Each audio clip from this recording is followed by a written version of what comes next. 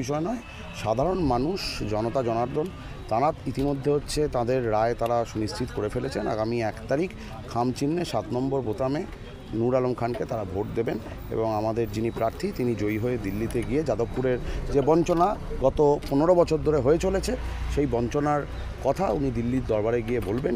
এটা আমরা এই ব্যাপারে সম্পূর্ণ রকম আশাবাদী। এই যে নওশাদ সিদ্দিকী সাহেব আপনাদের চেয়ারম্যান বললেন যে 42টা সিটে 500 কতজন প্রতিদ্বন্দ্বিতা করছেন, সবাই বলছে জিতবো, যে আপনি বলছেন আপনিও জিতবো, এটা কি প্রতিদ্বন্দ্বিতা করলে বলতে হয় সেই জন্য বলছেন, না জেতার বিষয় 100% আত্মবিশ্বাস?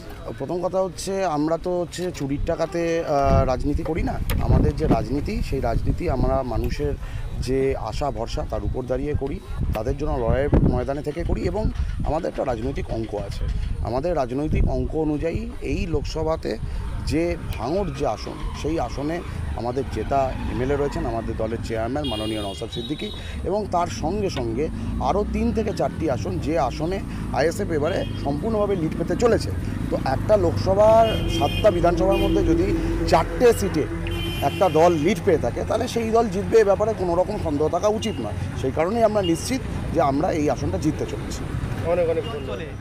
মমিন বাবু, আপনার কামরুল বাবু, মিজানুর রহমান, এই রকম কিছু ব্যক্তিত্বরা খুব নাকি বদমাইশি করছে।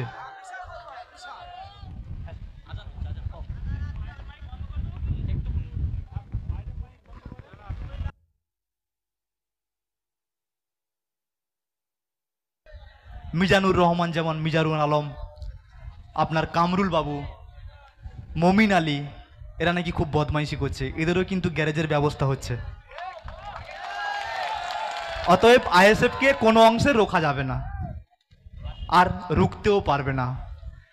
তো সেই কারণের জন্য এরা যাকে দিয়ে কাজ করাচ্ছে বা যাকে দিয়ে এইভাবে বোম বন্দুক চালাচ্ছে, আপনারা মনে রাখবেন ওরা যদি একবার বেঁকে বসে ওরা গাছে পিঠে বাঁধবে আপনাকে। তো সেই ক্ষেত্রে সাবধান হয়ে যান। আইএসএফ কিন্তু শৃঙ্খলা, নম্রতা, ভদ্রতা এসব মান্যতা দেয়। সেই ক্ষেত্রে এখনও সহ্য করছে। আমরা এত অত্যাচারের শিকার হয়েছি তারপরেও সহ্য করেছি। পঞ্চায়েতের সময় আমাদেরকে কোনো প্রার্থীকে ভোটের জন্য তেমন পরিচালনা নিতে দেয়নি, কোনো রকম প্রস্তুতি নিতে দেয়নি এবং বিশেষ করে শুধু ভাঙড় নয়, পশ্চিমবঙ্গের প্রতিটা প্রান্তে পঞ্চায়েতের সময় মানুষ ভোট দিতেই পারেনি, নিজের ভোট নিজেই দিতে পারেনি। সেই ক্ষেত্রে সেই সমস্ত রাগ ক্ষোভ কিন্তু মানুষ চেপে রেখেছে। তার যে প্রস্ফুলন ঘটবে এটা কিন্তু এই লোকসভা ভোটে। অতএব সবাই মিলে খাম চিহ্নে ভোট দিয়ে আইএসএফের ক্যান্ডিডেট, আইএসএফ মনোনীত প্রার্থী অর্থাৎ আমি দিল্লি পাঠানোর ব্যবস্থা করুন। তারপরে এই তোলামূল বাহিনীকে কিভাবে সাইজ করতে হয় সেটার ব্যবস্থা কিন্তু আমি করে দেব। সেই সঙ্গে সঙ্গে বর্তমান যাদবপুর লোকসভার আরও কিছু প্রয়োজন আছে, যেমন চিকিৎসা ব্যবস্থা। বর্তমান যে প্রাথমিক হাসপাতালগুলো আছে সেই হাসপাতালে কিন্তু চিকিৎসা পাওয়া যায় না বললেই চলে। যদিও বা কোনো কারণে ডাক্তার থাকে তো বেড থাকে না, যদিও বা বেড থাকে তো ডাক্তার থাকে না। এই চিকিৎসার কিন্তু একটা আমূল পরিবর্তনের প্রয়োজন, তার জন্য কিন্তু আইএসএফকে প্রয়োজন, ঠিক তো নাকি? তারপরে সঙ্গে সঙ্গে বলি শিক্ষা ব্যবস্থা। আমাদের যদি নেক্সট জেনারেশন যদি শিক্ষা থেকে বঞ্চিত হয়ে যায় তাহলে কিন্তু পুরো মেরুদণ্ড ভেঙে যাবে, জাতি পুরো একদম নষ্ট হয়ে যাবে। সেই ক্ষেত্রে মনে রাখতে হবে শিক্ষা ক্ষেত্রেও কিন্তু আমাদের একটা উন্নতির প্রয়োজন। যাই হোক, আপনাদের অসংখ্য অসংখ্য ধন্যবাদ। আপনারা খাম চিহ্নে বিপুল ভোটে জয়যুক্ত করে দিল্লি পাঠানোর ব্যবস্থা করুন। ভাবে পরিকল্পনা করা হচ্ছে, কিন্তু রুখতে পারছে নাকি?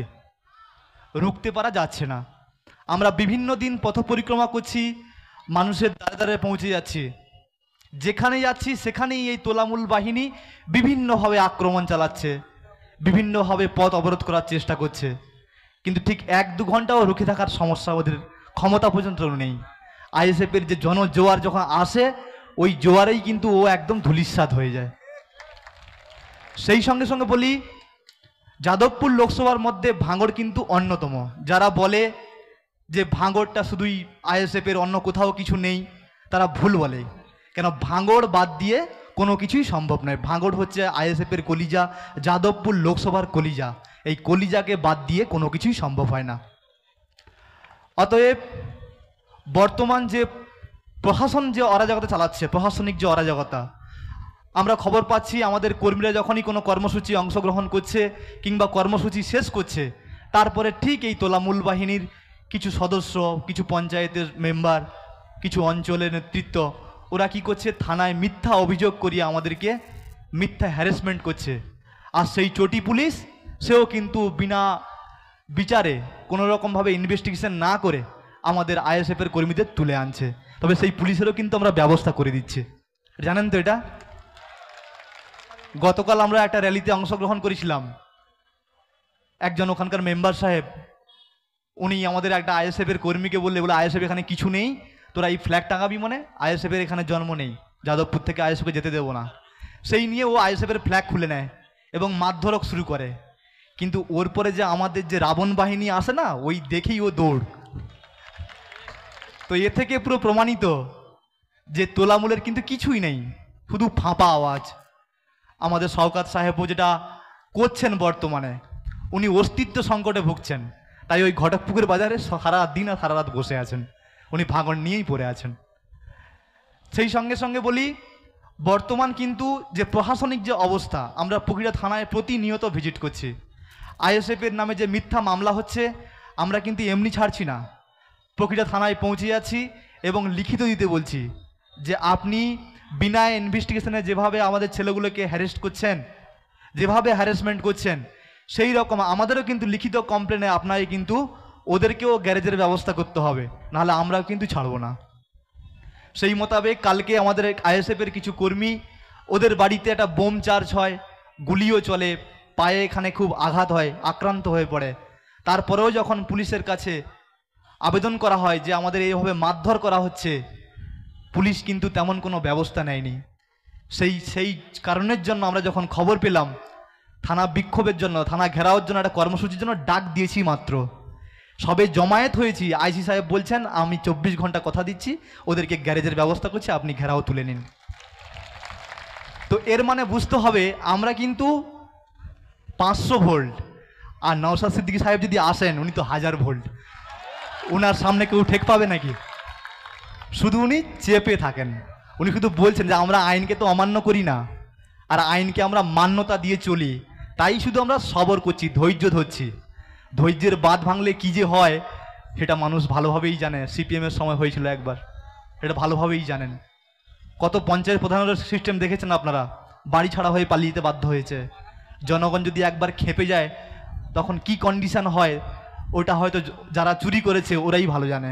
আজকে শাহজাহানের খবর দেখুন না, শাহজাহান বাবু কত বড় নেতা, তারপরেও উনি বলছেন যে আমি তোলামূল করে খুব ভুল করেছি। আর এই অঞ্চলে মমিন বাবু, আপনার কামরুল বাবু, মিজানুর রহমান, এই রকম কিছু ব্যক্তিত্বরা খুব নাকি বদমাইশি করছে।